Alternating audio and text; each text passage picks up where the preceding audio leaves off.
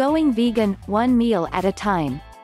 Many people who make yoga and meditation a part of their lifestyle also become interested in becoming a vegetarian or vegan, if they are not already.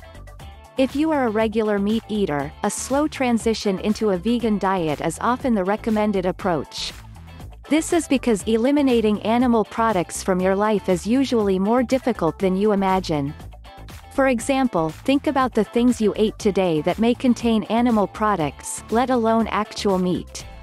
Let's start with a vegan breakfast. With the one meal at a time approach to a vegan lifestyle, you will start by eating a vegan breakfast. You'll get rid of all animal products, including dairy and eggs, at this one meal. Do this for 2 weeks.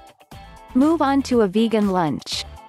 After you've mastered the vegan breakfast, and you've become accustomed to reading labels and planning your first meal of the day, you can tackle the vegan lunch. Keep in mind that you need protein at each meal. Beans and nuts both offer protein. Try to create lunch menu items that make you feel satisfied and full. Vegan snacks.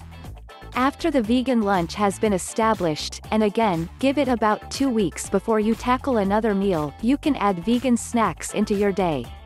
A vegan dinner is the main change. Traditionally, dinner or supper is a meat-centric meal. You can approach the main meal of the day in one of 2 ways. You can tackle it just like you did breakfast and lunch.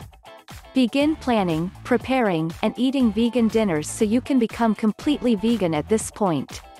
Or you can eat vegan, 5 or 6 dinners out of the week.